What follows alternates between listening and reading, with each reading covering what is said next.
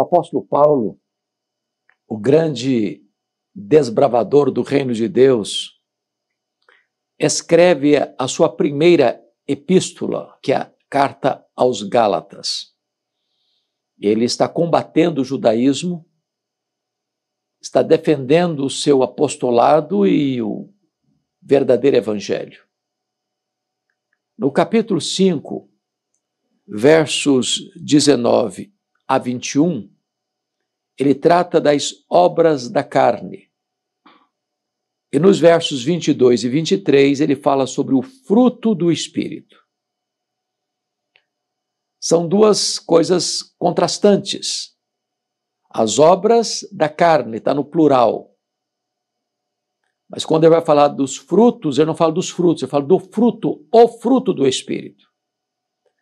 Já tratamos uma outra mensagem sobre o fruto do Espírito. Hoje eu quero conversar com você sobre as obras da carne. O apóstolo Paulo classifica estas obras da carne em 3 grupos distintos. O primeiro grupo das obras da carne são pecados de ordem sexual. E ele começa assim, verso 19. Ora, as obras da carne são conhecidas e são prostituição, impureza, lascívia.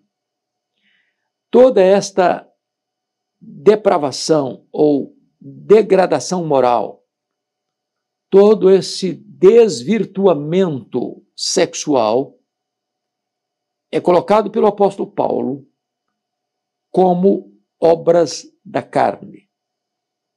É claro que tem o cenário do diabo e do mundo.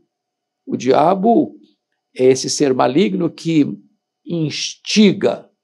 O mundo é esse cenário que atrai. A carne é a nossa natureza pecaminosa, inclinada ao mal.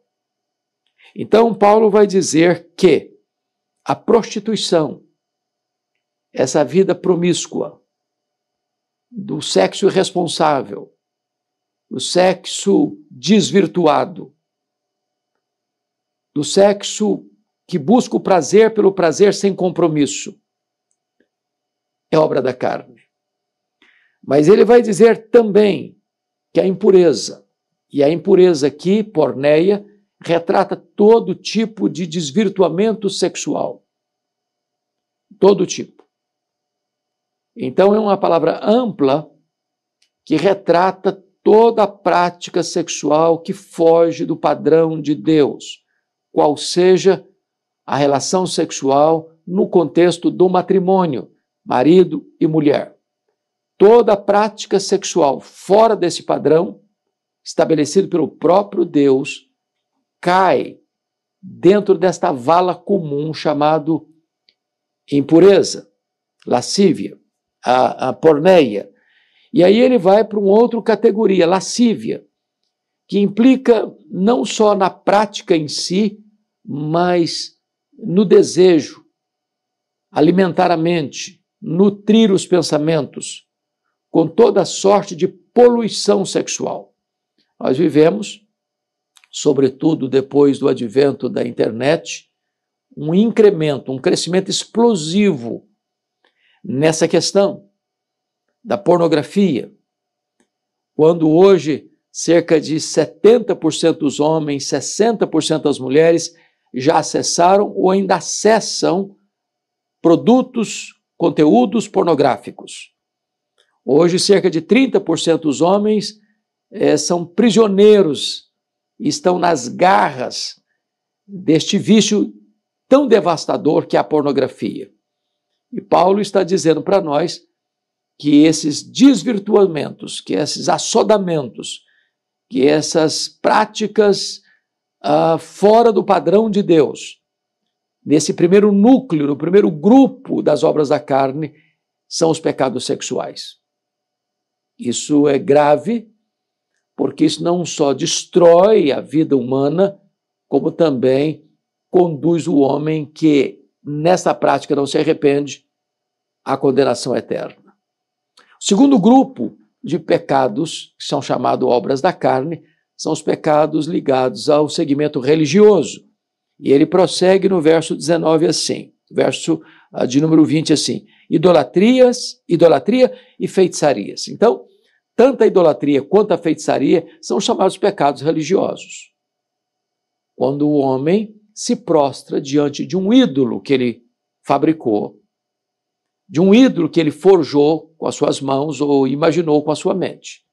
Então, qualquer tipo de culto, através de imagens de escultura ou de ídolos que o homem mais moderno vai criando para si, como o dinheiro, como o prazer, como o sucesso, como a fama, caem também dentro desse aspecto da idolatria.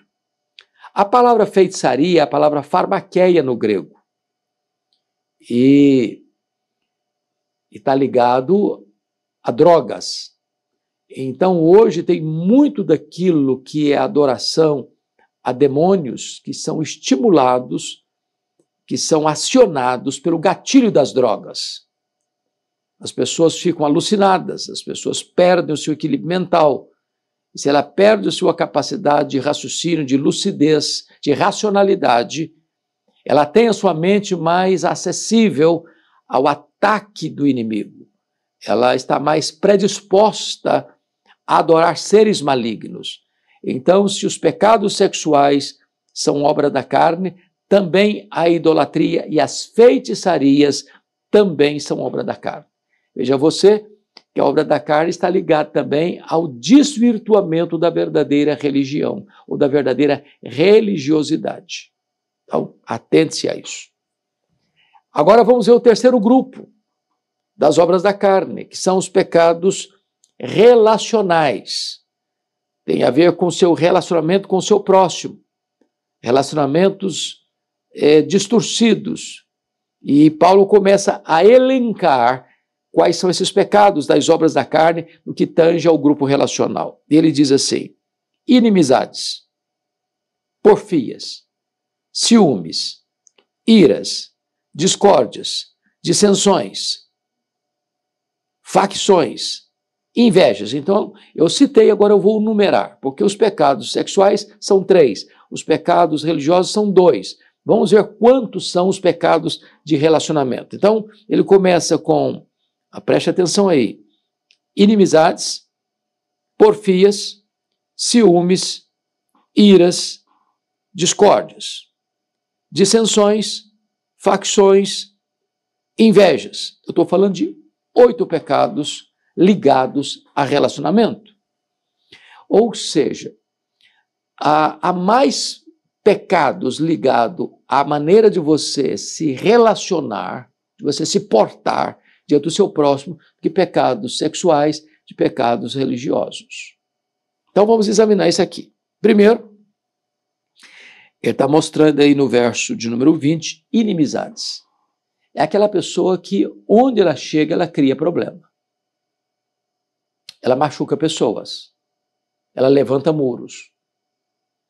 A postura dela, as palavras dela, as ações dela, as reações dela são elementos de provocação, de inimizades. Ela vai romper relacionamentos, ela vai machucar pessoas, ela vai ferir pessoas, ela vai criar inimigos, inimizades.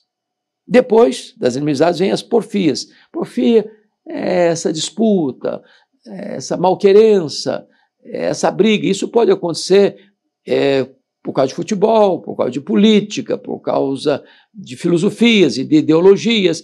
E o ser humano está sempre disputando com alguém, está sempre buscando espaço com alguém. Isso é porfia. Cuidado com isso. Depois ele prossegue de ciúmes.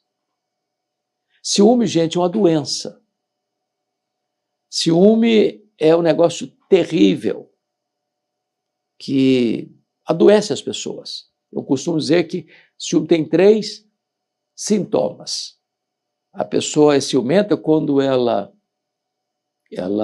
vê o que não existe, quando ela aumenta o que existe e quando ela procura o que não quer achar. Por exemplo, estou falando de ciúme conjugal, entre marido e mulher. A pessoa vê o seu cônjuge conversando com alguém, já acha que tem um caso. Se ela vê seu marido ou sua esposa demorando nessa conversa, já acha que a situação está gravíssima.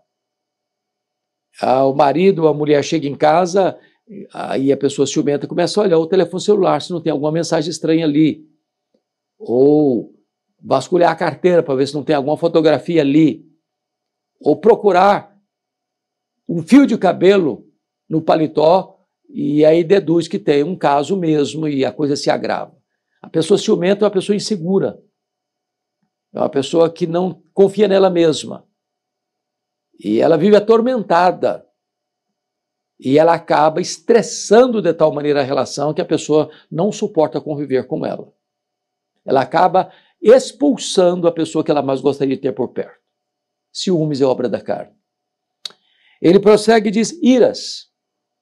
A ira é um sentimento de descontrole.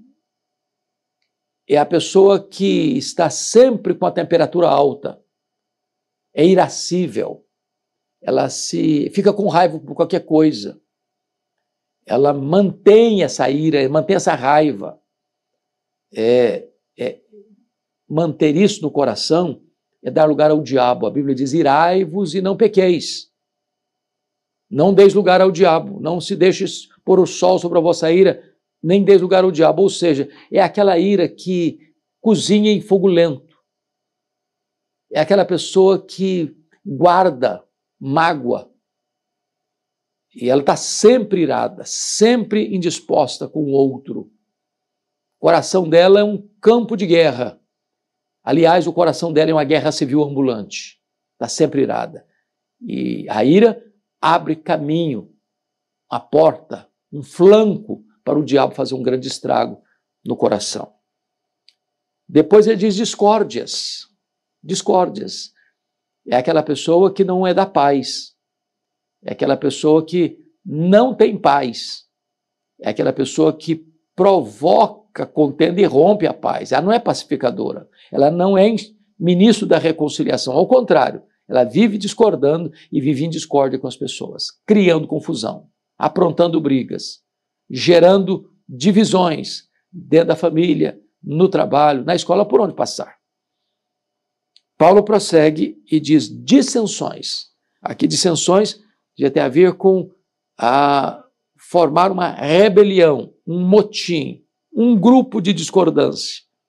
Agora, ela não se contenta apenas em discordar. Ela vai juntar pessoas à sua volta para provocar dissensão, divisão.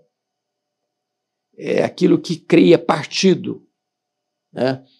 Agora, essa dissensão vai afetar outras pessoas, além do seu próprio coração. Mas ele diz ainda facções, tá? Mesmo, veja você, está tudo ligado, discórdia, dissensão, facção. A facção A, a facção B, a facção C, cada um defende a sua bandeira, cada um olha para o outro como inimigo, não tem concórdia, não tem acordo, não tem reconciliação. Criou-se uma facção. Nós estamos vivendo uma realidade de pessoas estressadas, politicamente falando, ideologicamente falando, e a corda está cada dia mais esticada, e as relações estão cada vez mais estressadas, as famílias estão cada vez mais em pé de guerra. É essa sociedade que se estressa, que gera discórdia, dissensão e facção. Mas tem mais. Invejas. O que é o invejoso? O invejoso é aquele que não se contenta com o que tem e quer o que o outro tem. Ele não tem prazer que o outro tenha, porque o que o outro tem ele quer para si. A Bíblia fala lá da história do Caim e do Abel, né, que Deus aceitou o Abel e a oferta dele, mas rejeitou o Caim e a oferta dele. Então, Caim começa a ter inveja do seu irmão. Em vez de imitar o seu irmão, ele começa a ter inveja do seu irmão. E a inveja, se não for bem cuidada, não for bem tratada, bem resolvida no coração, ela vai se transformar numa ira, num ódio.